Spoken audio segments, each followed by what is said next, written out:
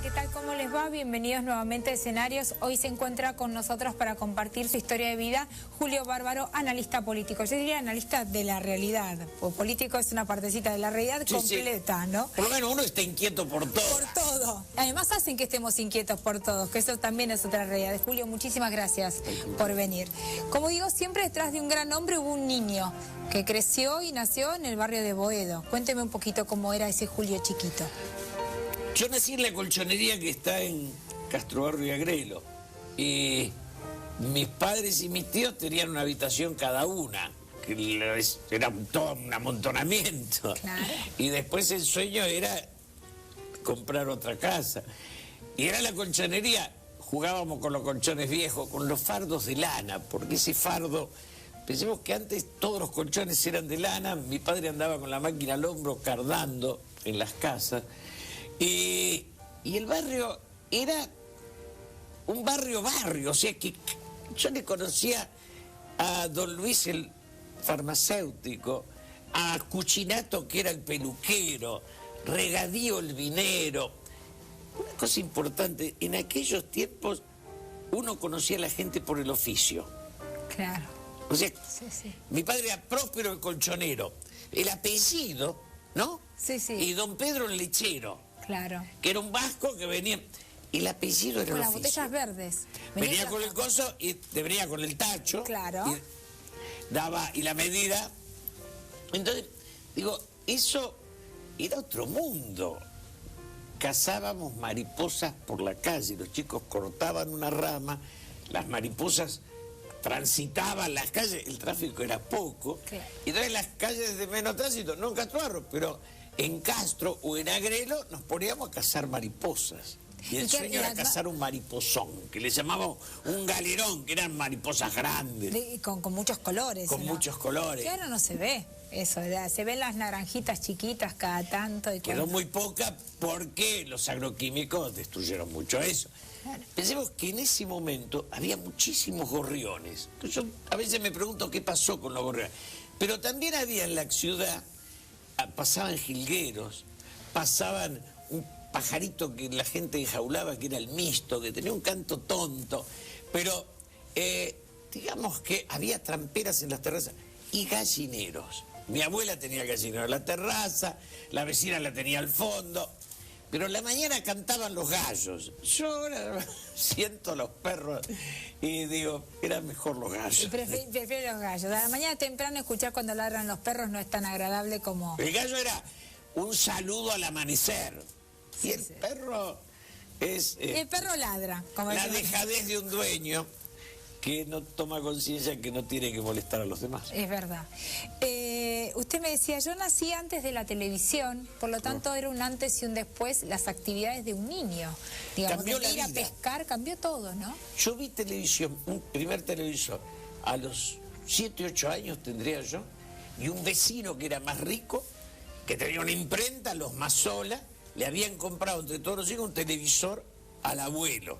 Después, mis padres, que eran 8 hermanos, le compraron a mi abuela.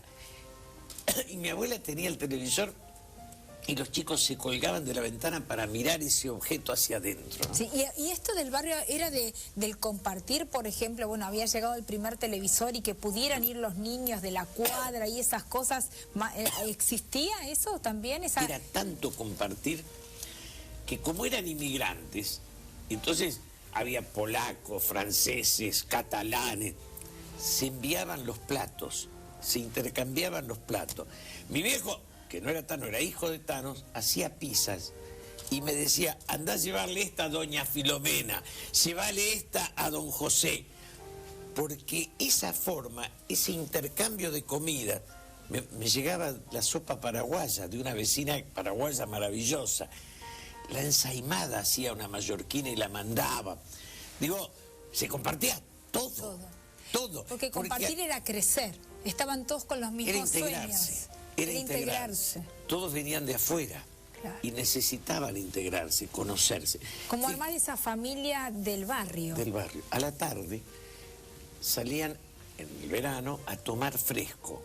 Entonces, las sillas en la puerta, sentada la señora mayor, la abuela, Y el hombre en pantalón de pijama celeste y camiseta musculosa y chancletas, parado, y charlaban y yo tengo esa imagen, tengo como esa imagen. No sé por qué la tengo, pero la tengo. Usted me lo cuenta y yo lo estoy viendo. Yo cuando ahora paso por algunos edificios, caminando por algunos edificios elegantes, donde veo la reunión de consorcio con sillitas, digo, antes en el conventillo nos invitábamos a la pieza y ahora nadie es capaz de decir, nos reunimos en mi departamento.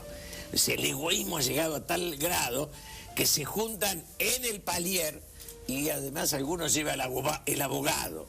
Es muy triste, ¿no? Sí, individualismo al máximo. Bueno, pero eso fue lo que lamentablemente nos está caracterizando hace muchos años ya, ¿no? Nos ponemos solidarios en algunos momentos que creo que todos podemos sacar lo mejor de nosotros, pero no es una constante, entonces se transforma en algo de momento, no en una virtud, porque la virtud es algo que perdura en el tiempo, digamos. En aquel tiempo yo me acuerdo, mi viejo hijo de italiano, vivíamos en una casa larga. Al fondo vivían unos rosarinos peronistas. De ahí viene la cosa. Eso mi viejo era socialista. Sí, su papá era socialista de Palacios. De Palacios. Entonces, digo, pero estábamos todos mezclados. Y lo del fondo eran peronistas, lo de antes, mi viejo socialista. Pero no había pelea, no había confrontación. Había respeto por la opinión de Había respeto, había más una cosa de una gran integración social, porque todos iban creciendo. Claro. Es lo que yo le decía, primero armaban la familia con esta sensación de compartir la comida y también armaban la cuestión social, ¿no? La familia social, digamos, las dos cosas. Exactamente. Y en la calle uno conocía todas las casas, las familias y las historias, claro, ¿no? La fea de la vuelta se puso de novio con aquel que... La fea de la vuelta. Claro, la hermosa. No la nombremos, porque nombramos a Lechero. Estaba la fea y la linda. Estaba la gorda, Estaban todos. Estaban todos. ¿Cómo somos, no? ¿Cómo nos manifestamos frente al otro? Qué bárbaro. Usted me decía, yo cuando era chiquita hacía barriletes y me iba a pescar. Barrilete, figurita. La figurita era... Figurita cola, gritaba, iba de ahí a la vereda a jugar a la bolita. Las bolitas eran un objeto preciado. ¿Eran caras? Yo no sé si eran caras, pero el almacenero de la esquina tenía un frasco lleno de bolitas. Y por 5 nos vendía 2 o 3 bolitas y nosotros jugábamos y jugaba la bolita y la que perdía se llevaba el otro bolita. Pero la figurita, la bolita, el barrilete, que era una construcción, era un trabajo y lo subíamos en el medio de la calle. No había cables, no había ese cableado de ahora. Claro. Subíamos la terraza, el barrilete. Digo, yo ya a los 11, 12 años venía el sueño de la pecera propia. Entonces uno pedía fierro, iba al soldador que se lo suelde, buscaba pedazos de vidrio, los iba cortando, armaba la pecera con masilla. Digo, era todo ¿Y qué ponía adentro? ¿Qué peces? Íbamos a la veterinaria y comprábamos 3 coloraditos chiquititos. Eso, los naranjitos. Los mirábamos asombrados. Yo digo, mi abuela me llevaba, había una tía que vivía en Ramos Mejía, mi abuela me llevaba a Ramos Mejía. Y a la vuelta yo tenía locura por un pajarero. Y el pajarero, la abuela me decía, bueno, un día te compro un pájaro. Y yo creo que a los 10 años me dijo, elegí. Y yo elegí el cardenal colorado, que es un pájaro llamativo. Me compré una jaula y fui. Me pasaba horas mirando el pájaro. Claro, eran cosas... Uno le daba mucho valor a las cosas. La vida era en la calle. La fogata de San Pedro y San Pablo. Los barrios, los chicos. Nos pasábamos juntando maderas por la calle y las llevábamos a la casa y las poníamos en el techo. Mi padre gritaba que vas a romper las chapas y el techo va a lloverse. Y entonces el día de San Pedro y San Pablo sacábamos todas las maderas, hacíamos una pila, un muñeco y prendíamos el fuego y todo el barrio miraba, las cuadras miraban, había cada 2 o 3 cuadras una gran fogarata, decíamos. Y eso era como un festejo. Y el carnaval a los baldazos en la calle, ¿no? Claro. Digo, era una vida en la calle. Todos sabían el apellido, el nombre, la estructura familiar Y del no otro. pasaba nada. No pasaba nada malo, a lo sumo algún raspón por haber jugado y haberse caído, nada más. Eso era lo máximo que podía pasar. Mis tías que le llamaban a mi madre por teléfono decían que yo había estado colgado de un tranvía, porque empezábamos a jugar a esa estupidez de colgarnos del tranvía y bajarnos, y el tranvía iba rápido. Dentro de lo que teníamos había que ser un poco travieso, también es parte de la niñez, Era ¿o no? imprescindible. Era imprescindible para crecer.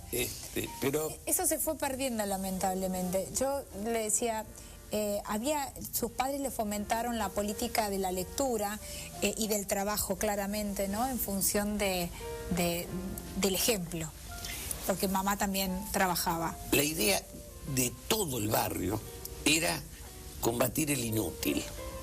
Entonces, yo me crié admirando personajes.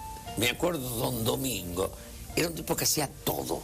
Sí. O sea, cuando llegó el lavarropa, como no teníamos plata para comprar, agarró un tacho, le puso un motorcito, esos inventos de barrio.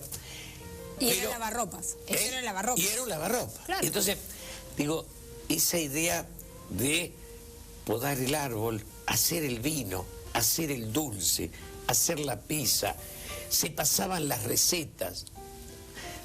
Una tía que hacía excelente el budín inglés, otra que hacía las palmeritas, todas hacían ravioles, todas hacían pizza, distintas como versiones. Así que había que combatir al inútil. Esa era, es muy fuerte la frase.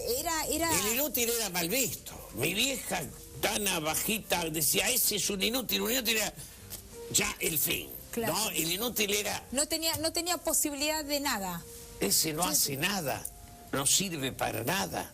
Se excluía naturalmente del grupo, digamos. La idea de servir, ¿no? La idea de producir, de trabajar, de generar, de disfrutar el trabajo, ¿no? El esfuerzo era compartido como placer, no como sacrificio. Sí, sí. Bueno, que es muy buena la distinción entre lo que es esfuerzo y sacrificio, ¿no? Porque sus padres seguramente en algún momento se habrán sacrificado para que ustedes tuvieran... Pero es cierto, pero mi viejo venía con la máquina al hombro y siempre se reía. No había la queja, mirá qué esfuerzo. Quejarse era como un gesto de debilidad mal visto, muy mal visto. Qué bárbaro.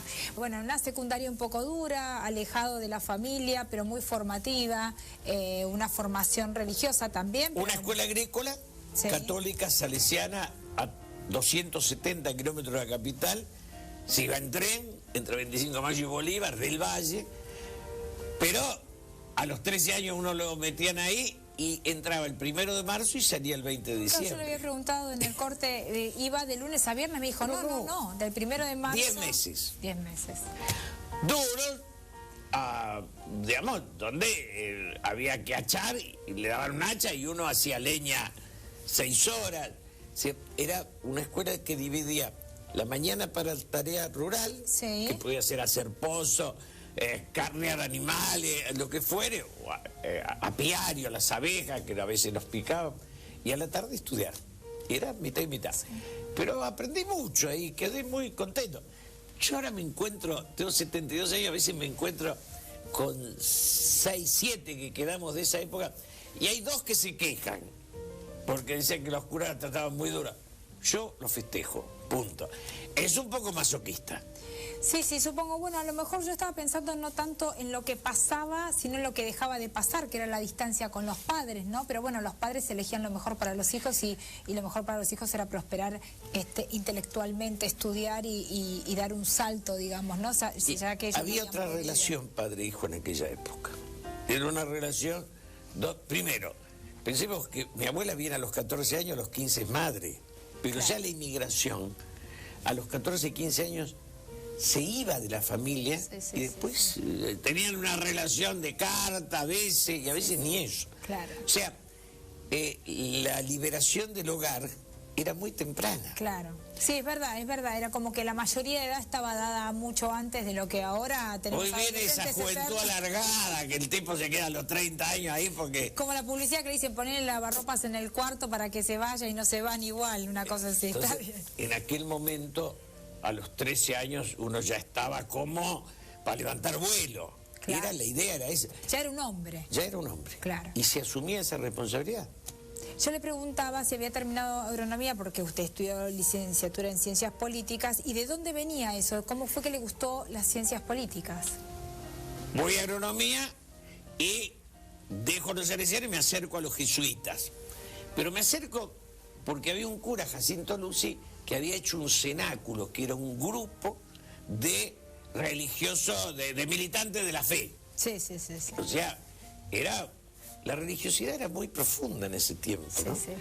Y entonces, en ese grupo, el cura, que yo tenía agronomía y estaba de taxista, primero camionero, después taxista, el cura me decía, hacete un estudio de vocación. De vocacional, sí. De vocacional, y me salieron las ciencias sociales. Me dijo, no, entra la ciencia política.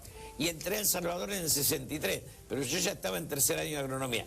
Quise seguir agronomía, pero como trabajaba en El Salvador y todo... Sí, no es como ahora, no era una posibilidad no trabajar, había que mantenerse, claramente. No se me ocurría. No, claro, por eso no era una posibilidad, ni siquiera mental, digamos. No se nos ocurría. No, claro. Digo, yo antes de esto... Bueno, le agradecemos al cura, porque lo tenemos acá ahora como analista y todo lo que nos suma siempre, ¿no? Pero bueno, ¿cómo fue ese inicio? Y ahí ya empiezan los jesuitas, y yo me engancho con los curas del tercer mundo. Viene Onganía, viene toda la crisis de ese momento, viene el nacimiento de la violencia y una etapa compleja, ¿no? Porque se da como la liberación de la revolución junto con la liberación sexual. Tanto se habla hoy. A mí me casa el cura Alejandro Mayol, que era uno de los que cantaba y participaba en la misa criolla. Pero el director espiritual era, en un tiempo Richardelli y en otro Carlos Mujica. Y en ese momento, para tener relaciones sexuales con la novia, se daba si el cura autorizaba, era toda una historia. Eso no me llegué a enterar jamás que era tan así, que había que ir a pedir autorización.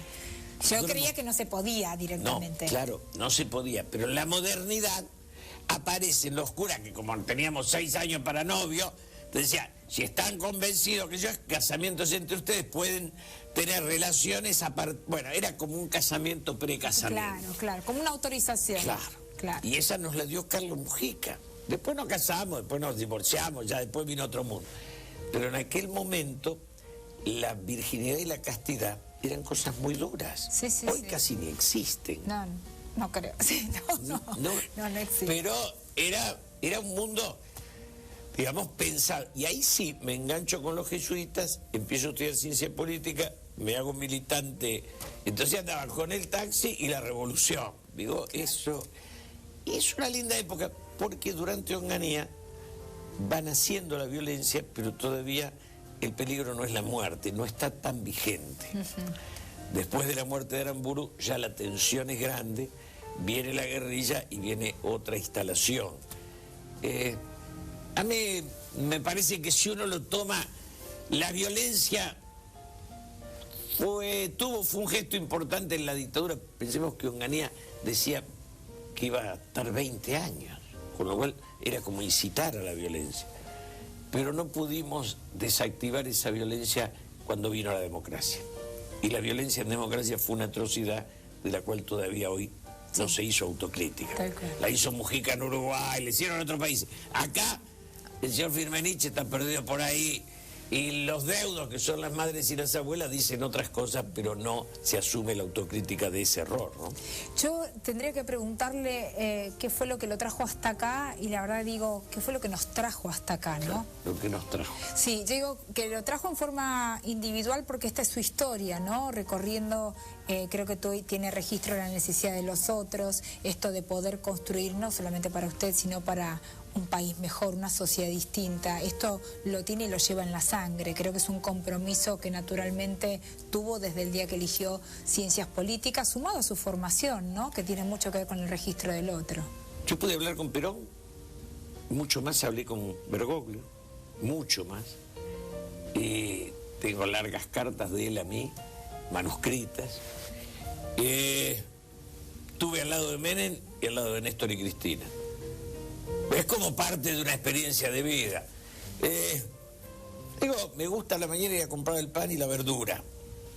Me gusta caminar, salí del barrio, estoy en un lugar más céntrico, pero me parece que lo grave de la política argentina es que se tomó como un ascenso social.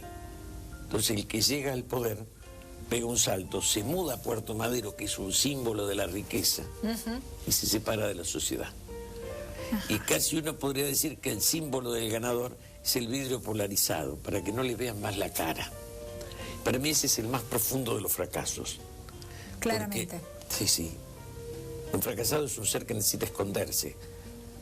Yo creo que uno tiene que transitar por la calle. Algunos le dirán que está de acuerdo y otros que no. Sí. Pero eso no es un riesgo, es una obligación. Y el drama de los argentinos, usted va a Uruguay, a Chile, a Brasil, los expresidentes y los exministros transitan por la realidad.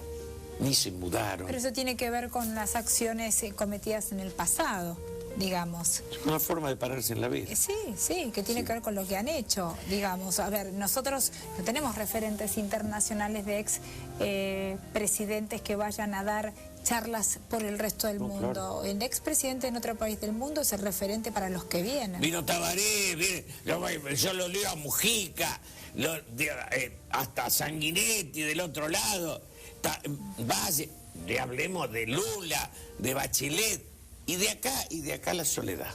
Ni los ministros siquiera, ¿no? Algunos que otros. Pocos, sí. Algunos que otros. Incluso con Jaunarena, hay algunos que... Sí. Pero como que se han bajado del poder con dignidad. Sí, que son pocos. Son pocos. Porque la desesperación por el triunfo económico los hace que se caigan del poder. Ahora, qué bárbaro, ¿no? Lo mismo que ellos creen que es como el triunfo, termina siendo el gran fracaso. Dos palabras fuertes, ¿no? O sea, uno triunfa si llega a ser político y si llega a ocupar un cargo importante, y a partir de ahí debería como empezar a ocultarse. Pero eso tiene que ver por las acciones de cada uno. Uno triunfa si construye un prestigio, no si construye una fortuna. Por supuesto, por supuesto. Lo que pasa es que nosotros hemos hecho la apología del vivo. No podemos dar un papa y un Barenboim, pero no podemos dar un presidente que nos cause admiración y respeto. Casi todos son de una secta, de su grupo. ¿Qué nos tenemos que replantear, Julio? La relación con la inteligencia. La política tiene que ser pasión y tiene que admirar la inteligencia. Es decir, el triunfador de la política tiene que ser un triunfador del talento, no de la riqueza o la viveza. Un empresario es respetable, pero no es un tipo que pueda pensar en todo. El egoísmo es un motor personal, no sirve para pensar una sociedad. No, pero algunos tienen capacidad de gestión y no tienen las competencias de la política, y muchos políticos no tienen capacidad de gestión, pero tienen ese corazón que tiene que ver con la política. Habría que poder armar un mix. Pero necesitamos quienes trasciendan lo económico. Yo hablé hace 2 días, fue con Joaquín Morales Solá en la Córdoba. Yo lo que le digo a los economistas es, señores, la política está por encima. Cuando gobernaron los militares perdimos la guerra. Cuando gobernaron los economistas dimos en quiebra. La mirada totalizadora es por encima de eso. Es algo que incluye a la economía, pero también incluye... Es decir, yo ahora me planteo, por ejemplo, a los economistas y se los digo, la concentración. Hay cadena hasta de kioscos, todo es cadena. Cadena de dueño de taxi. Yo quiero la actividad privada, pero la quiero dispersa. El enorme Estado y 5 privados da que usted y yo seamos prisioneros de eso, esclavos. Sí, no elegimos, aunque a veces creemos que elegimos. No elegimos. Porque yo me parece que el debate tiene que ser, primero no puede haber odios. El tipo que me dice, a mí no me gusta ese, ya está. Sí, la construcción del odio no nos lleva a ningún lugar positivo, claramente. Que dice, mi límite es este, mi límite es aquel. Mi límite es el que tiene un límite, punto. Claro. Creo que yo respeto, hablo con Macri y hablo con Wiener. Hablo con Cobos y hablo con Scioli. Y digo, me parece que busco cómo construir. Y lo que me pregunto es, ¿quién será mejor? No quién me dará un mejor pedazo de poder. Sí, claramente, sí. Pero tenemos que pensar quién será mejor para todos, ¿no? Y eso nos cuesta. Es verdad. Para finalizar, Julio, porque yo estaría horas hablando con usted, un placer, ¿qué le diría a los jóvenes que están saliendo en este momento del secundario, que van a enfrentarse a este autosostén, a este mundo en el que nos encontramos ahora. Que no se quejen, que la posibilidad de construir una sociedad para todos es un desafío hermoso. Digo, una frase muy linda era: la Italia del caos generó el Renacimiento, la Suiza del orden, 2 variedades de queso y el reloj cucú. Digo, la posibilidad de trascender la tienen ahí. Pongan pasión, pero no sean sectarios ni fanáticos. Pongan la pasión en la posibilidad de encontrarse con el que piensa distinto. Pueden hacer un gran país y pueden sentirse los hacedores de eso. Pocas veces en la historia toca una coyuntura que les permita eso. Ahí lo tienen, háganlo. Muchísimas gracias, Julio. Un placer haberlo tenido en escenarios. Gracias por venir.